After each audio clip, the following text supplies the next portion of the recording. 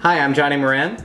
And I'm Gavin Shaw. And this is What We're Watching. So tonight we have a very special program coming up. Can you tell us a bit about The Last Dog?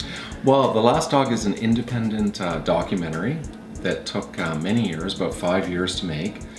I directed it, I edited it, I did the sound, I did the camera. I did pretty much everything except for the music, which was done by Carlo Carosi. The Last Dog is about an older man named Peter who adopts a Saint Bernard, a little adorable Saint Bernard puppy.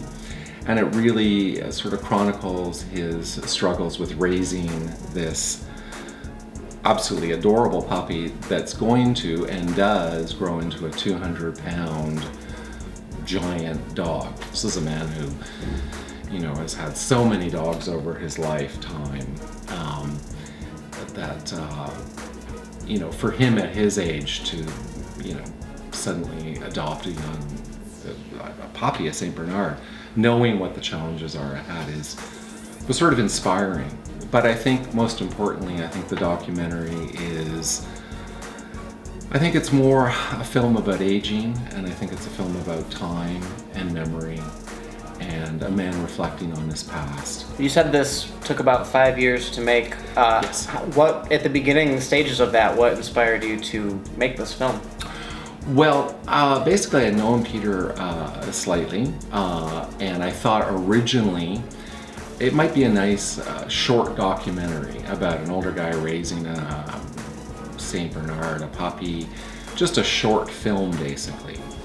But in the process of doing that, I got to know him, and he opened up about his past and about his childhood and his work as a painter, and I just found all those elements so fascinating that I thought, could I incorporate that into this film? It was sort of a delicate balancing act, I think, between telling the story of him raising Hawthorne, which is the Saint Bernard, and also this man reflecting on his past. I would call this film a real journey. I discovered so much in the process of making it and tried to incorporate that into the film as well. So this took 5 years to make. At what point did you say, that's it, I've got the film? Well, that's a great question, and I think that there's a point where you just need to stop. And I think that without giving anything away or using the term spoilers or anything, there's a moment, I think, toward the end of the film when Peter makes a decision about something, and I think in many ways that was the point where I wanted to end it, because I thought, I think I've told the story.